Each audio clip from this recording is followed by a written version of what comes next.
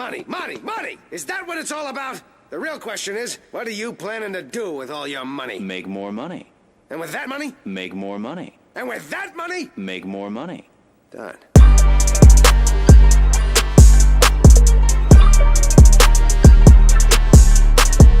Alright, so it is about 6:15. About to hit the streets. Going to Chicago for a road show with Cody Askins, and it's a cool day because we're doing Day in Life again as we are going to Chicago to speak, but also I got my client Caleb here, which we're doing a VIP day, so he gets to come do a ride along, and we're doing 2 days, so it's gonna be dope. We got my nephew Blaine, who is very entrepreneurial. He's in high school, a senior, about to graduate and go to IU, and he's riding along with us. Also, Eli's here, so we're about to load up in the car. I'm gonna make my coffee, and then we're about to dip out.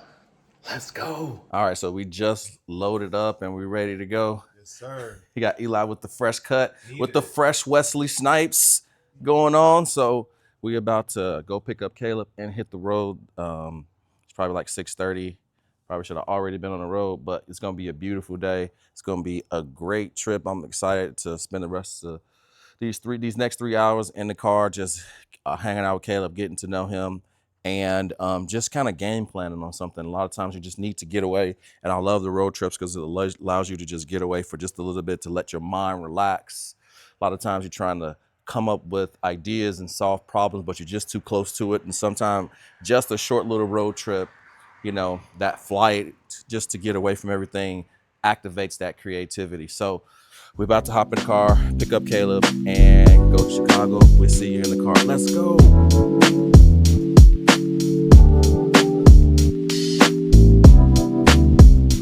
What's up? This is my nephew Blaine. This is the genius behind everything, Wesley Snipes. Nice to meet you. Yes, sir. What up, man? What up? All right. You get some sleep? A little bit. Man. Yeah, we all did. Yes, all of us. So I think the latest person to get some sleep was Eli, going to bed at 2, 1. 1. Yeah.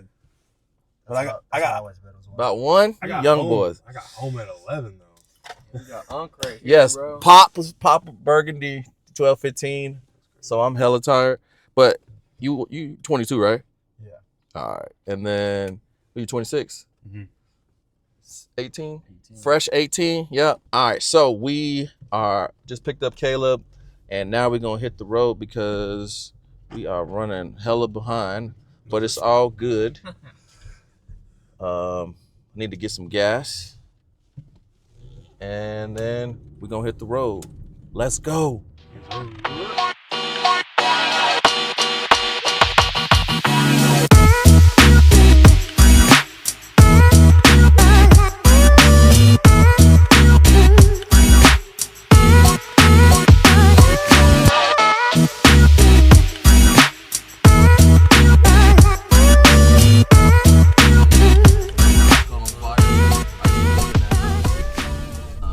Right there, but this park, so around in these neighborhood, all of the gang activity is all based off what park you from. So if you live over here, this is kind of your hood. So it's like, where you from?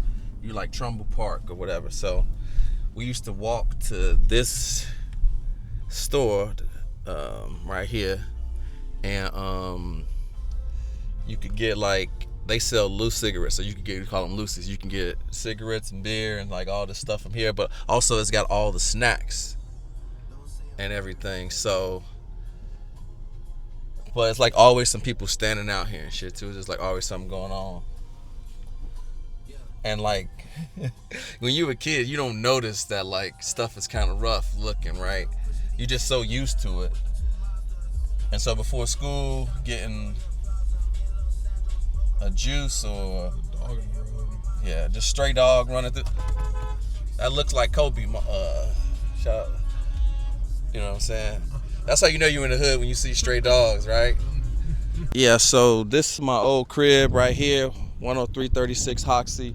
I just remember being in high school, living here. My mom used to just work so hard every single day as a single mom, and then my homeboy Mario lived right here. and we used to just sit on the porch, and my homegirl Tierra, right? And so it's like we come back over here, and this is kind of where we came from. This was kind of where it all started, where I seen hard work, where I seen my mom put in all the work. And shout out to her, because I didn't know that we didn't have a lot because it didn't feel like it. And she made miracles all the time. But this is the thing that allowed me to be more resilient. And this whole area looks so much different than it used to. But yeah, this is where, you know, I had to lay my head. And I remember we had to leave this house, and I was real sad about it. Still don't have no screen door on it. And at the time, the door didn't even lock. I had to use a scooter to put it up against it at that time. But yeah, this is where your boy grew up. We came a long way. So if you're seeing this and your current reality is in a situation like this, just know that that's not the end of the chapter. It's just a part in the story, because all the things that helped you survive to get to here, if you keep going and keep pressing and keep moving forward, hopeful, there's always a chance that you can make it out, because I did. And if I can do it, you can do it. Let's go. Kind of a little target to get out right here. All the Spanish dudes. If some Hispanic dudes around here and some gangs and shit, they see a black person, it's already just on. So you can't just be sitting out here. But I used to walk over here, get a slice of pizza for like $1.25. And then 0.1 miles. I would stop at this gas station. Right here, they got this like Turn left. chips and hot sauce. I would get that every single day, and that's pretty much all the shit that I ate 24/7. Was out this gas station. You get a bag of Doritos for 99 cents with a squirt of hot sauce on it for 25 cents, bro. And I'd wait till my mom to come home, probably like 7 o'clock at night. She'd bring back some groceries from Kroger's or Jewel's, what it's called up here. And that's kind of how I live, bro. Just walking around here, not knowing how dangerous shit was. And it just look kind of normal right now, but everybody's still asleep and ain't nobody out. But like, it could definitely go down for sure. So like, I'm just kind of reflecting from that, and it just reminds me of why I go so hard, right? Because I never want to go back to that. And even though there was some really good times in there, like shit was just really hard. It was just like having to piece things together every single day, just to like a meal, you know, what you gonna wear, toothpaste, like all that shit. And at the time, that just seemed like that was kind of the norm. We just go through the same process every single day. Was like this random eclectic recipe of like just getting through it. And on the inside, it's like having everything that I want now. I just never want my kids to ask me for something and I can't get it for them, you know what I mean? And not that they need it all, but the fact that if they want it, I don't have to say no to them for the one reason, which is I can't afford it, right? I'll never want to be able to tell my kids that I can't afford it. And that some of that is my own selfish thing, but just looking back, like,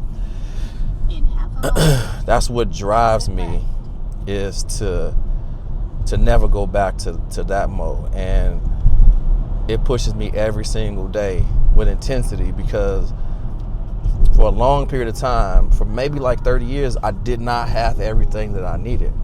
I was always missing something, or I just couldn't put it all together. There was always some month at the end of the money. I was always one step behind on paying something, man. Something was getting cut off. In the wintertime, we heating the house with the oven, washing our clothes out by hand. If you ain't never had to microwave something to dry it before, washing your clothes while you're taking a bath, using dishwashing liquid to wash your clothes, you know what I'm saying? Using shampoo as body wash. Cutting the toothpaste in half because it's all gone. You got to go to school and you're already late, and you got to scoop it out with the toothbrush just to get enough. Using the cooking oil for lotion, like, bro, it's real. And so now I work with an intensity because I got the best opportunity ever to make the life that I could always dream of. And I didn't think that was possible back then. I just thought that this was just how it was gonna be. I was just stuck. And once I developed myself, it gave me the optimistic vision of the future that if I changed, then things could change. It was like I was waiting on, you know, the economy to get better, the president to change, to get a raise or to get a different job, get finished with school. But all of that stuff was external. And quite frankly, none of that stuff even made a difference.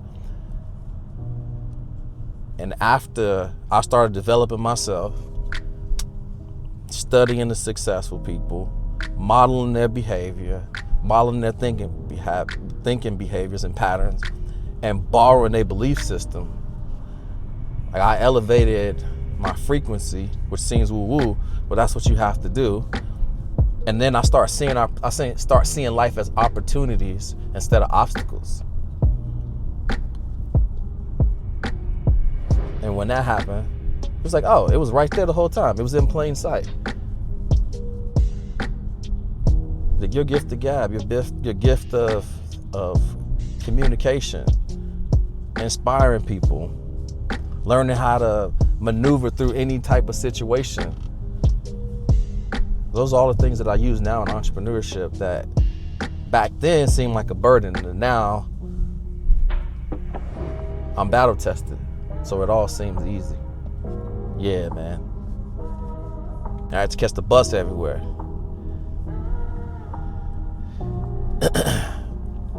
And I used to come from where we were just at all the way down here and then get on another bus. So I had to walk sometime to this one because it was like, oh, I got $2, so I got a $1.50 and $1.25 to connect the two, but I need to take 3 buses. I need to take one from over there to the first stop across the bridge, and then because the 6 runs to the 95th, and that bus comes to this, which this is 95th, and then get on the train to get where I need to go. I'm like, shit, I only got enough for the second 2 rides. So I had to walk.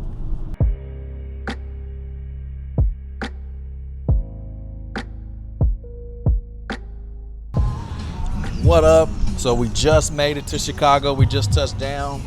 And so now we're about to go inside the 8% event. Was a super nice drive over. A little bit of traffic, but everything went according to plan. So now we just got out of the car, so just wanted to kind of stretch our legs. And then we're gonna go inside and make it do what it do. I'm so excited about this event. Cody Askins does these events all the time, and these are some of the most incredible, inspirational marketing events that are done in the insurance space. And then there's a lot of good people to just be around, so I'm excited to be a part of that. I'm excited to be able to pour into some folks and then have the squad with us to be able to let it rip. Let's go. All right, so we just broke for lunch, and this room is crazy, dude. So I'm up right after lunch, and I'm super excited, right? Because I just want you to see this. This room is so big. Like, look at this. So on this side, all over here, like all of that. And I'm super excited because I'm about to speak in front of this entire room about the 4 ways that you can scale any business and using leverage. And if you apply these principles, it applies to every single business. And the whole purpose of this conversation is just to inspire people with principles, not tactics, so that they can learn and go and implement something with a simple framework to scale their business. So I'm super excited. Let's go.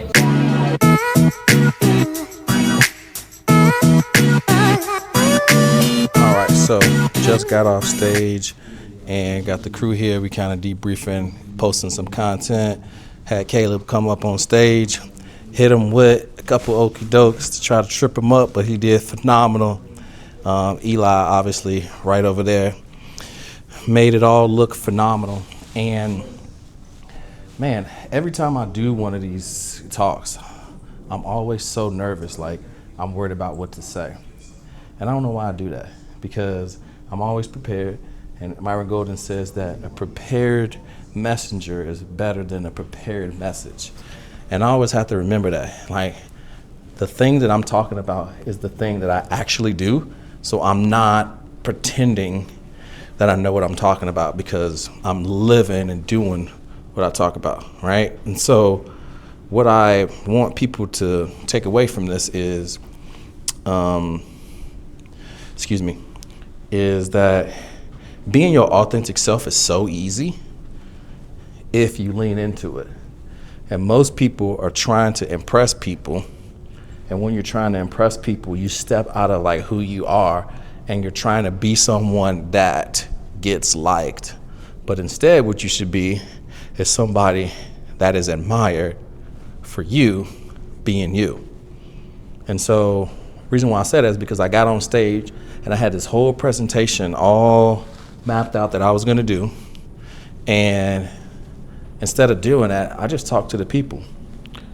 And it seemed like it resonated because a lot of people came up to me after I got done doing my presentation and was like, man, that was incredible. And so if you are somebody who is struggling to post online, or you're struggling to figure out what to post or what to do in regards to content, is just speak your truth.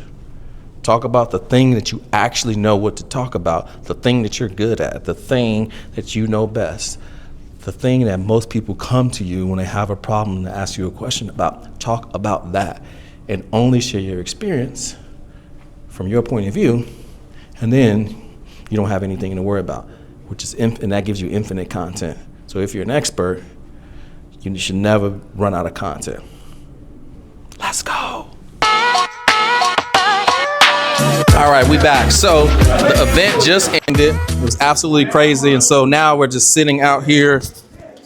And there is a Q&A with all of the speakers and the Diamond Ticket members. So got the young buck over here trying to keep him awake. We grinding today. We ready, bro. You ready? Okay. Look at Caleb just giving up all the game right here. Kenzie. What's up? What's up, Toro? Thanks for participating. Okay, can I ask y'all a question real quick? Real quick. Okay, y'all Sure. Yes. Okay. So, what made you come to this event today? I needed the motivation, definitely. I mean, this career is tough, like Yeah. super tough, and I just needed that extra push. And it gave me the push that I needed. Yeah, did you feel like you got some value from coming today? Oh, yeah, I have so many notes. My notebook is already almost filled. I'm going to take it and apply it going forward. Yeah, that's the most important thing. It's not just hearing it, it's Applying getting some it. information and then taking action on it for sure. Well, hey, I'm looking forward to your success. There's the man, the myth, the legend, Brian Celestine right there. Let's go. Let's go for sure. But we're going to get in here because I'm always the last one of the speakers every time because I'm yapping, and I'm going to try to get in here so I'm not the last one. We'll see you in there. Yes, let's go.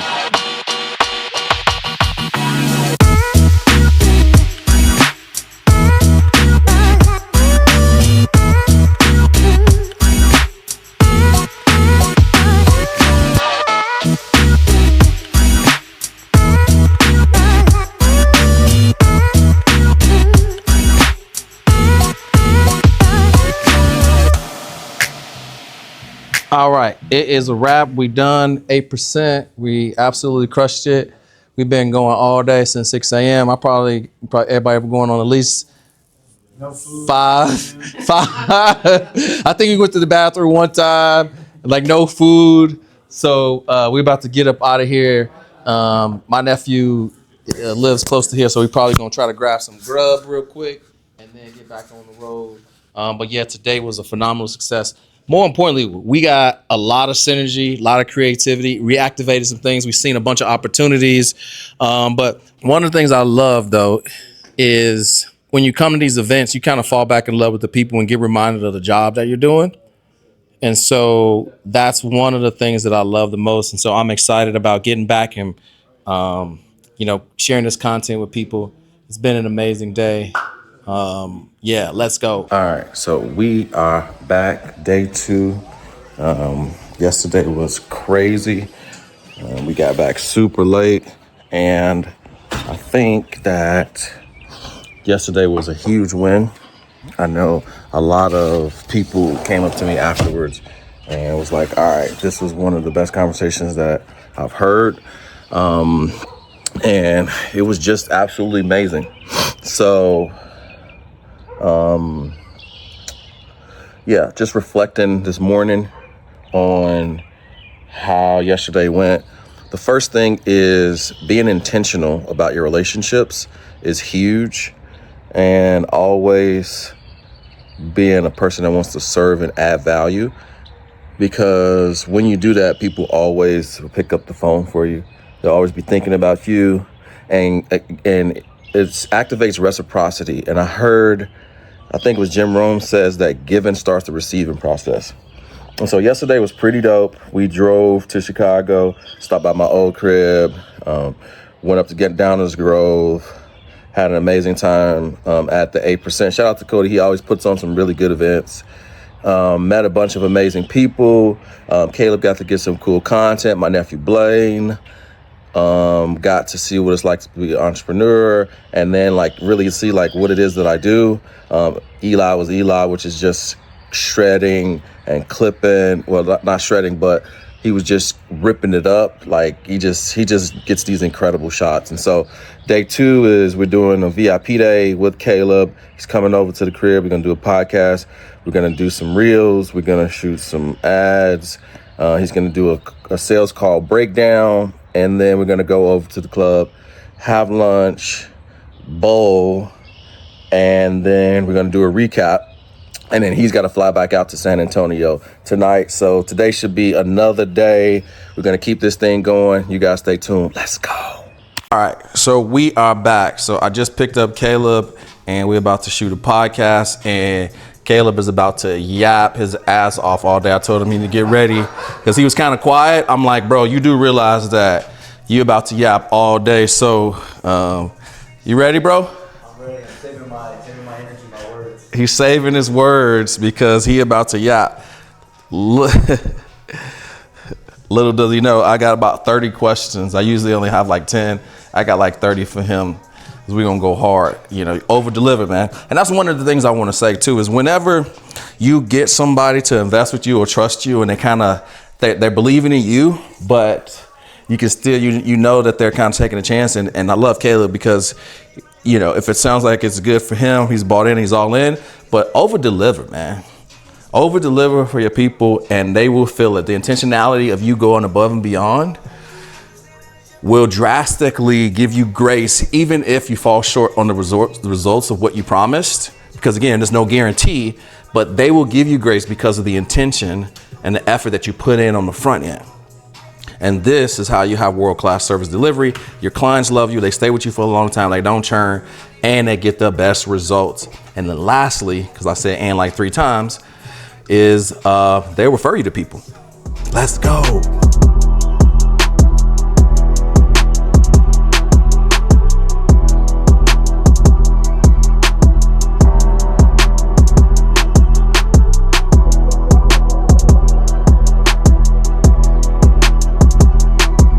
So we just wrapped up a fire-ass podcast with Caleb. Caleb, what did you think about that one, bro? It was fire. Y'all can't wait to see this, bro. It's going to be life-changing. Yeah. And we got this crazy-ass setup here with this camera. So Caleb's right here, and then there is this camera over here and there. And Eli's going to kind of walk us through this setup right here. So essentially, we have the main camera that we're running both audio channels in.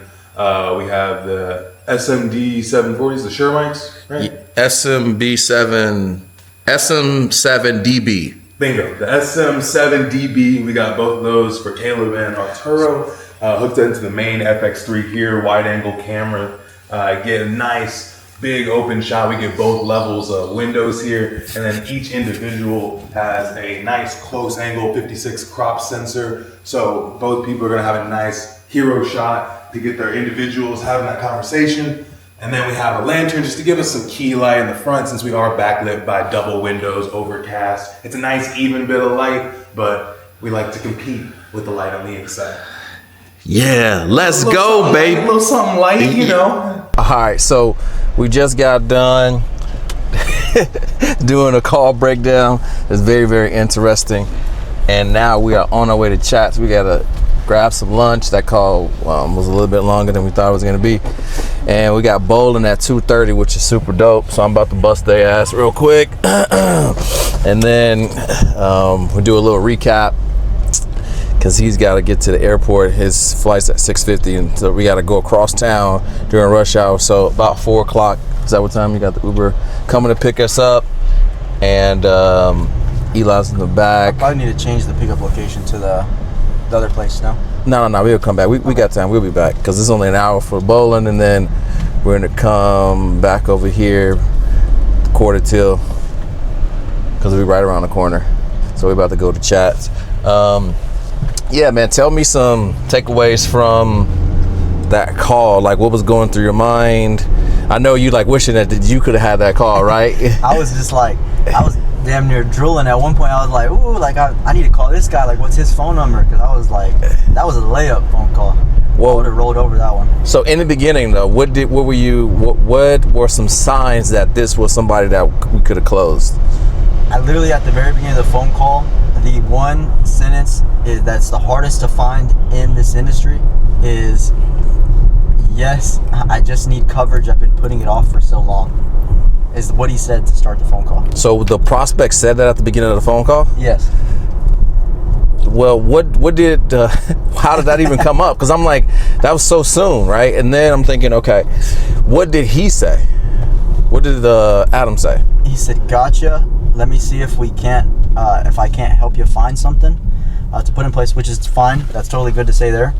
But then he went into an entire spiel about, what he is and what he does. He's like, I'm a broker. I'm brokered in multiple states.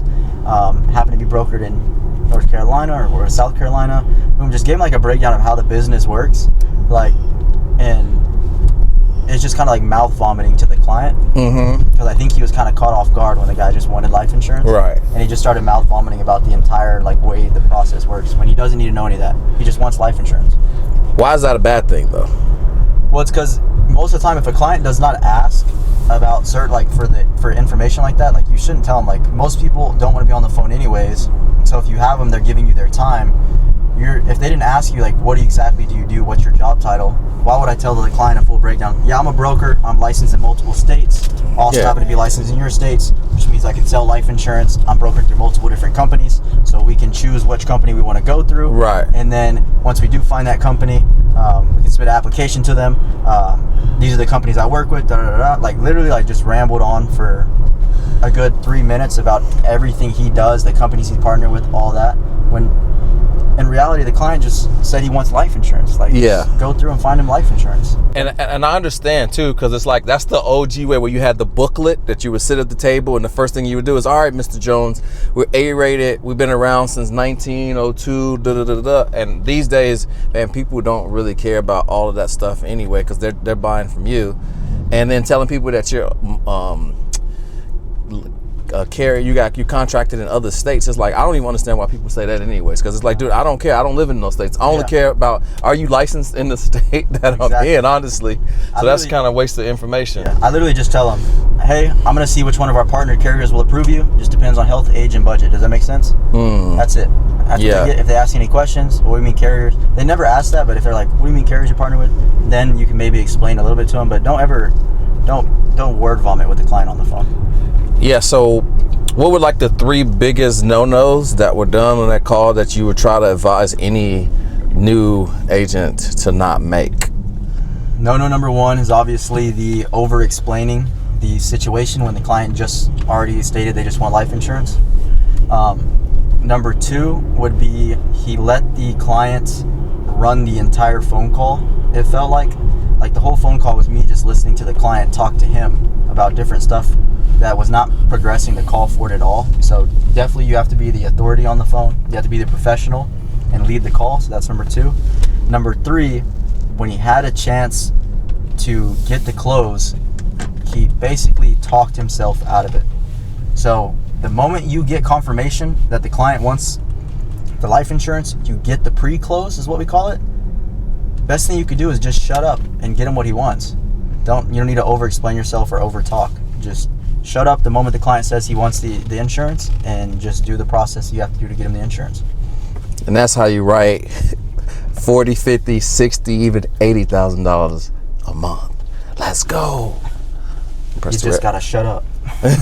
All right, so we just got done, hopped out the car, obviously, Now we're about to go to Chats, grab some lunch, and then go bowling. This place is my favorite. We back. So we just got done taking some photos, having lunch, driving across the bridge to Chats. We eating some grub, and then classes in session. I'm about to bust some ass real quick in the bowling. That's not happening. That's so crazy. And so, you guys, this is where the belt to ass is about to happen. Right here on lane 1.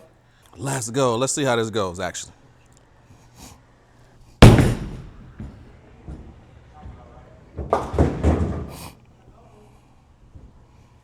Let's go. All right, so Eli got lucky and won the bowling. And guess who came? Somebody came in last. Barely. I ain't coming to last. That shit was rigged. Barely by 1. And so that was super dope. We got lunch. But overall, just a good time. It's super fun.